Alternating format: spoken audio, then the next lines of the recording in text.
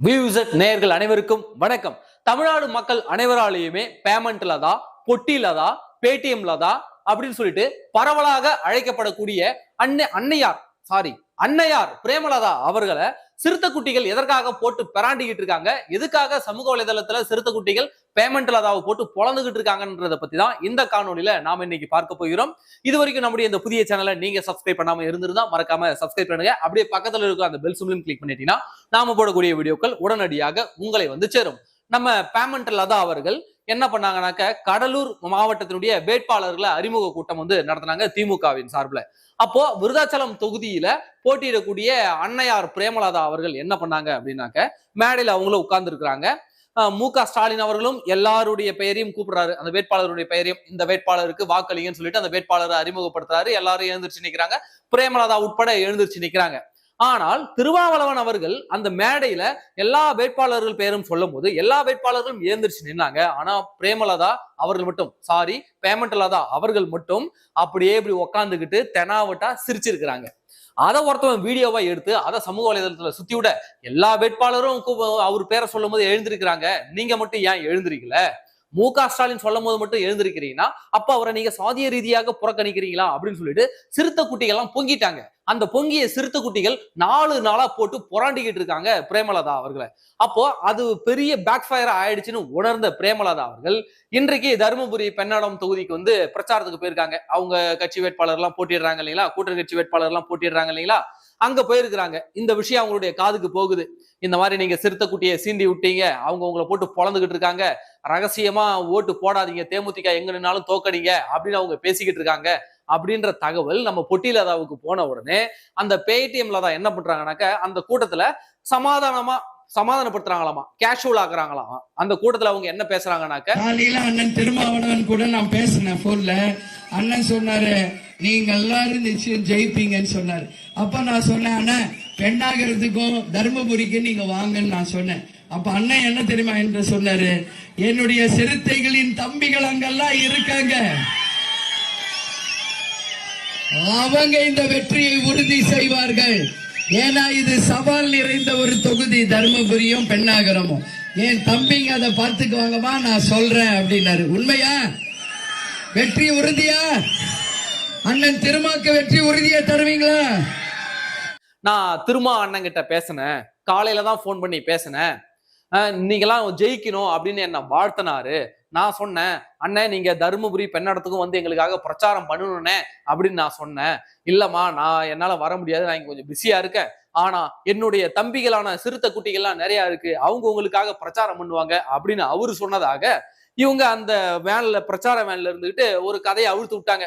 ஊருக்கே தெரியும் இதை வந்து நார்மலைஸ் பண்றதுக்கு, அந்த விசிகாவினுடைய சிறுத்தை குட்டிகளை சமாதானப்படுத்துவதற்காக பிரேமலதா பேசிய பேச்சுன்னு சொல்லிட்டு ஊருக்கே தெரியும், உலகமே இன்றைக்கு அதை பார்த்து சிரிக்குது. அது மட்டும் இல்லாம வெறும் 38 செகண்ட் மட்டுமே பேசின அந்த காணொலியில கிட்டத்தட்ட 5 முறை திருமா அண்ணன் அப்படின்னு அண்ணன் பாசம் அங்க வந்து பொங்கிட்டு வந்திருக்கு. அப்போ ஓட்டுக்காக எவன் காலில் வேணாலும் விழுங்க, ஓட்டுக்காக என்ன வேணாலும் பண்ணுவீங்க அப்படின்றதுதான் இதையெல்லாம் காட்டுது. அப்போ பேமெண்ட்ல தான் பண்ணதெல்லாம் சரியா அப்படின்னு கேட்டீங்கன்னாக்க நிச்சயமா சரி கிடையாது. ஏன்னா ஒரு வேட்பாளரா ஒருத்தவங்க நிக்கிறாங்க அப்படின்னாக்க, ஒரு சாதாரண கடைமட்ட பேச்சாளர் வந்து அவர் பெயரை உச்சரிக்கும் போது கூட அவங்க கையெழுத்து கும்பிடணும், அவங்க எழுந்திருச்சு நிக்கணும். அப்படின்னும் பொழுது ஒரு கட்சியினுடைய தலைவராக இருப்பவர் அவருடைய பெயரை சொல்லும் பொழுது என்ன பண்ணிருக்கணும், இவங்க எழுந்திருச்சு கும்பிடணும், அல்ல உட்காந்துக்கிட்டாவது இப்படி கையெடுத்து கும்பிட்டுருக்கணும். கேட்டா எனக்கு கால் வலிப்பா அதனால எழுந்திருக்கல அப்படின்னு சொல்லிட்டு உட்காரும் போது கையெடுத்து கும்பிட்டுருக்கணும். இன்னைக்கு தேவையில்லாமல் விமர்சனம் ஆயிடுச்சா? இப்போ என்ன பண்ண போறாங்கன்னா, விசிகாவினர் அந்த சிறுத்தை குட்டிகள் தேமுதிகவுக்கு ஓட்டு போட போறது இல்ல, தேமுதிக எங்கெங்கெல்லாம் நிக்குதோ அங்கெல்லாம் தோற்கடிக்கணும் அப்படின்னு சொல்லிட்டு அவர்களுக்கு ரகசிய உத்தரவு போயிருக்கிறது. அதை அவர்கள் செயல்படுத்த போறாங்க. சாதிய ரீதியாக நீங்கள் புறக்கணிக்கிறீங்க அப்படின்னு சொல்லிட்டு. அது மட்டும் இல்லாம பிரேமலதா அவர்கள் கையில ஒரு சில இடங்கள்ல கிளவுஸ் போட்டுக்கிட்டு போறாங்க, ஒரு சில இடங்கள்ல கிளவுஸ் இல்லாம பிரேமலதா அவர்கள் பிரச்சாரத்துக்கு போறாங்க. அவங்க கிளவுஸ் போட்டுக்கிட்டு போற இடம்லாம் பார்த்தாக்க பட்டியலின சமூக மக்கள் வசிக்கக்கூடிய இடமாக இருக்கிறது. அவர் கிளவுஸ் இல்லாம போற இடம் பாத்தீங்கன்னாக்க மாற்று சமூகத்தை சார்ந்தவர்கள் வசிக்கக்கூடிய பகுதியாக இருக்கு. அப்ப இதுவுமே வந்து சாதிய ரீதியான ஒரு விமர்சனத்தை மிகப்பெரிய அளவுல கிளப்பி விட்டு இருக்கிறது. இன்னைக்கு கிரவுண்ட் லெவல்ல இருக்கக்கூடிய சிறுத்தை குட்டிகள்லாம் தேமுதிகவுக்கு எதிராக பொங்கி கொண்டிருக்கிறார்கள், உருவி கொண்டிருக்கிறார்கள். அதனுடைய எதிரொலி இந்த எலெக்ஷன் டைம்ல காட்டும். இந்த மூவ் சரியா? பிரேமலதா அவர்கள் செய்த இந்த மூவ் சரியா? சொல்லுங்க பார்ப்போம். ஏன்னா இன்றைக்கு பொட்டிலரா அவர்கள் இன்றைக்கு வட தமிழகத்துலதான் பெரும்பான்மையான இடங்களை வாங்கி அவங்க போட்டிடுறாங்க. அவங்க 10 இடம் வச்சிருக்காங்கனாக்க அதுல ஒரு 5-6 இடம் பாத்தீங்கன்னா வட தமிழகத்துல வருது. வட தமிழகத்துல 2 சமூகம் தான் பெரும்பான்மை சமூகம். ஒண்ணு பட்டியலின சமூகம், இன்னொன்னு வன்னிய சமூகம். இவங்க 2 பேருமே ஈக்குவலான எண்ணிக்கையில இருக்கிறாங்க, ஈக்குவலான ஓட் ஷேரிங்ல அவங்க இருக்கிறாங்க. இப்படி இருக்கும் பொழுது வன்னிய சமூகத்தை சார்ந்தவர்கள் அத்தனை பேரும் கண்டிப்பா அதிமுக தான் ஓட்டு போட போறாங்க. ஏன்னா திமுகவுல வன்னிய சமூகத்துக்கான அரசியலே கிடையாது, வன்னிய சமூகத்தை சார்ந்த தலைவர்களும் கிடையாது. வன்னிய சமூகத்தை சார்ந்த தலைவர் ஒருத்தர் தான் இருந்தாரு, அண்ணன் வேல்முருகன் அவர்கள். அவர்களையும் விரட்டி அமைச்சிட்டாங்க. அப்ப அந்த வன்னிய சமூக மக்கள் இன்றைக்கு ட்ரிகர் ஆகி காத்துக்கிட்டு இருக்காங்க, எப்ப இந்த திமுகவுக்கு ஆப்படிக்கலாம்னு சொல்லிட்டு. அப்போ வன்னிய சமூக மக்கள் நிச்சயம் திமுக கூட்டணிக்கு வாக்களிக்க போவதில்லை. அதே மாதிரி பிரேமலதா அவர்களுக்கும் அந்த வாக்குகள் விழப்போவதில்லை. அப்போ இவர்களுக்கு வட தமிழகத்துல இவர்கள் அறுவடை செய்யக்கூடிய வாக்கு எதுன்னு பார்த்தாக்க பட்டியலின சமூக வாக்கள் தான். இன்றைக்கு அவங்ககிட்டயும் உரண்டை எடுத்து வச்சுக்கிட்டு இவங்களும் ஓட்டு போடலாம். எப்படி நீங்க ஜெயிப்பீங்க? இப்ப தெரியுதுங்களா? தேமுதிக 10லயும் 0 வாங்க போகுதுன்னு. அது மட்டும் இல்லாம உனக்கு 8 சீட்டு தானே, நான் 10 சீட்டு வாங்கிட்டேன் பாத்தியா அப்படின்னு நக்கலா பேசுறது. அது மட்டும் இல்லாம எதற்காக இவர்கள் எழுந்திருச்சு நிக்காம இருந்தாங்கன்றதுக்கு இன்னொரு காரணமும் இருக்கிறது. அந்த ஷீட் ஷேரிங்கின் போது தேமுதிகவை விசிகாவும் காரணம் காட்டுச்சு. அவங்களுக்கு மட்டும் 10 தரீங்க, இத்தனை வருஷம் நான் உங்க கூடயே இருக்கிறேன், எனக்கு மட்டும் 8 தரீங்க, அவங்களுக்கு நிகரான தொகுதி தாங்கன்னு அவங்களுக்கு காரணம் காட்டி பேசுனதால அதையெல்லாம் மு க ஸ்டாலின் பிரேமலதா அவர்கிட்ட சொல்லியிருக்கிறாங்க. இங்க பாருங்க, உங்களை காரணம் காட்டி எங்க கூட்டணி கட்சி எல்லாம் எப்படி பிக்கிறாங்க பாருங்க அப்படின்னு சொல்லிட்டு விசிகாவையும் கை காட்டினாங்க. அதனாலதான் பிரேமலதா அவர்கள் அந்த கோபத்தை எல்லாம் மனசுல வச்சுட்டு தான் அவங்க எழுந்திருச்சு நிக்காததுக்கே காரணம். இது இன்றைக்கு சாதிய ரீதியான ஒரு பிரச்சனையாக அடிமட்ட அளவுல இறங்கி போனதால இன்றைக்கு மிகப்பெரிய பேக் ஃபயரா இருக்கிறது தேமுதிகவிற்கு. இன்றைக்கு வன்னிய சமூகமும் எதிராக திரண்டு நிக்குது, பட்டியலின சமூகமும் தேமுதிகவுக்கு எதிராக திரண்டு நிற்கிறது. என்ன பண்ண போறாங்கன்னு தெரியல. வாங்கின 10ல 1வது உருப்படி தேருமா என்னன்னு தெரியல, பொறுத்திருந்து பார்ப்போம். எனக்கு ஒரே ஒரு விஷயம் தான் ரொம்ப ட்ரிகர் ஆயிட்டேன். என்னன்னாக்க கையில கிளவுஸ போட்டுக்கிட்டு எங்க போனாலும் மக்களை பார்க்க போற இடத்துல கையில கிளவுஸ போட்டுக்கிட்டு போறது ஒரு எலைட் தரமான, அதாவது மேட்டுக்குடி மக்களினுடைய ஒரு அதிகார திமிர், பணபலம் படைத்தவர்களுடைய அதிகார திமிரை காட்டுவதா இருக்கிறதா தான் நான் நினைக்கிறேன். இதே இடத்துல கேப்டன் விஜயகாந்த் அவர்கள் இருந்திருந்தால் இந்த மாதிரி கையில கிளவுஸ போட்டுக்கிட்டு போய் மக்களை சந்திச்சிருப்பாரா? சொல்லுங்க பார்ப்போம். ஒருபோது மாட்டாரு. கேப்டன் விஜயகாந்த் அவர்கள் மட்டும் இருந்திருந்தால் யாரா இருந்தாலும் அந்த ஏழை எளிய மக்கள் எந்த மக்களா இருந்தாலும் சரி அப்படியே போய் வாரி அணைச்சிக்குவாரு, கட்டி பிடிச்சு அந்த குழந்தைகளை தூக்குவாரு, முத்தம் கொடுப்பாரு. வயதானவர்களோ முதியவர்களோ யாரும் பாரபட்சம் பார்க்க மாட்டாரு. வீட்டுல கொடுக்கறத சாப்பிடுவாரு. அவங்களோட அப்படியே கையால அப்படியே ஆற தழுவிக்குவார்.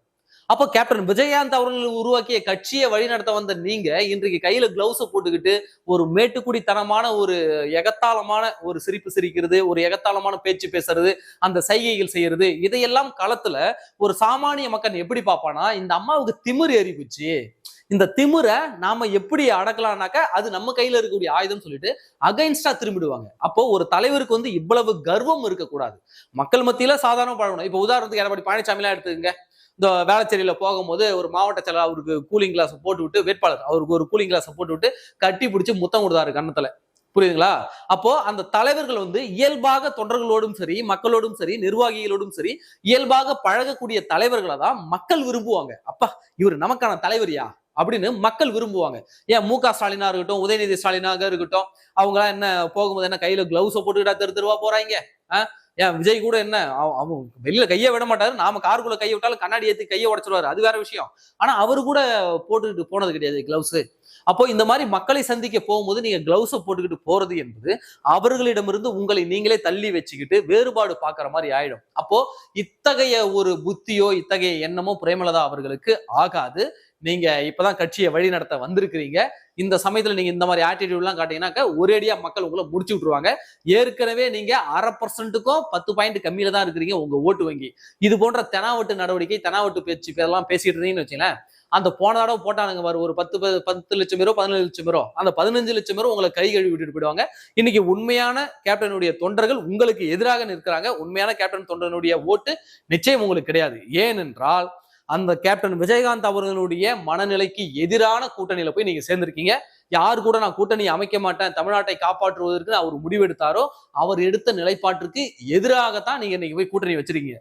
நீங்க என்னதான் இருந்தாலும் விஜயகாந்தும் கருணாநிதி ஒன்னா இருக்கிற போட்டோவை தூக்கி தூக்கி காட்டினாலும் தொண்டர்கள் ஏற்றுக்கொள்ள மாட்டாங்க. ஏன்னா தலைவர்களுக்கு தனிப்பட்ட முறையில நட்பு இருக்கு. எல்லாரும் எல்லாரும் கூடயும் பேசியிருக்காங்க, எல்லாரும் எல்லாரும் கூடயும் புகைப்படம் எடுத்திருக்காங்க. அதை தூக்கிட்டு வச்சுட்டு பாருங்க கருணாநிதியை விஜயகாந்த் விரும்பினார் அப்படிலாம் நீங்க சொன்னீங்கன்னாக்க அதை ஒருபோதும் ஏற்றுக்கொள்ள மாட்டார்கள். இதை விஜயகாந்தே சொன்னால் மட்டும்தான் ஏற்றுக்கொள்வார்கள். ஏன்னா விஜயகாந்த் அவர்கள் சாகும் வரைக்கும் திமுகவுக்கு ஆதரவான நிலைப்பாடை அவர் எடுத்ததில்லை. திமுக கூட கூட்டணி வைக்கணும்னு அவர் விரும்பியதும் கிடையாது. எல்லாமே உங்கள் விருப்பம் தான். அப்ப இத்தகைய சூழல்ல ஒரு பிடிக்காத கூட்டணியை நீங்க அமைச்சிருக்கீங்க. அதுலயும் உங்க ஓட்டு காலி. இந்த பக்கம் வன்னிய சமூக மக்களுடைய ஓட்டும் உங்களுக்கு வராது. இந்த பக்கம் பட்டியலின சமூக மக்களையும் இழிவுபடுத்துற மாதிரி பல செயல்களை செஞ்சுட்டீங்க. அது மட்டும் இல்லாமல் சாமானிய மக்கள் மத்தியிலும் நீங்க வந்து ஒரு மேட்டுக்குடிக்கானவர், நீங்கள் வந்து ஒரு பண திமிரு படைத்த ஒரு பெண்மணி போல இன்றைக்கு கையுறையெல்லாம் போட்டுக்கிட்டு அவர்கள் மத்தியில போவது, அப்படி ஒரு பிம்பத்தை அந்த மக்கள் மத்தியில கட்டமைச்சிடுச்சு. அப்ப இவ்வளவு பிரச்சனைகளை வச்சுக்கிட்டு வெக்கமே இல்லாம நீங்க தேர்தல் அரசியல உள்ள போயிட்டு ஓட்டு கேட்டீங்கன்னா எவன் ஓட்டு போடுவான்? 2026 எலெக்ஷன் முடிஞ்சதுக்கு அப்புறம் தெரிஞ்சிடும் யார் உங்களுக்கு ஓட்டு போடுறா, உங்களுடைய வாக்கு சதவீதம் என்ன, நீங்க பண்ண தவறுகள் எல்லாம் அப்போ உங்க கண்ணு முன்னாடி வந்து நிற்கும். அப்போ ஐயோ ஒருவேளை நம்ம அந்த கை கிளவுஸை கழட்டிட்டு போயிருந்தா ஒரு 10 ஓட்டு சேர்ந்து விழுந்திருக்குமோ, நாம ஒருவேளை சிறுத்தை குட்டிகளை வம்பு இழுக்காம இருந்தால் ஒரு 4 ஓட்டு சேர்ந்து விழுந்திருக்குமோ, இந்த பக்கம் ஆனந்த் அன்புமணி அவர்களை நாம வம்பு இழுக்காம இருந்திருந்தா ஒரு 10 ஓட்டு சேர்ந்து விழுந்திருக்குமோன்னு சொல்லிட்டு தேர்தலுக்கு பிறகு நீங்க உட்கார்ந்து யோசிப்பீங்க. 10 தொகுதியிலும் தோத்த பிறகு அது நிச்சயம் நடக்கத்தான் போகிறது. நன்றி.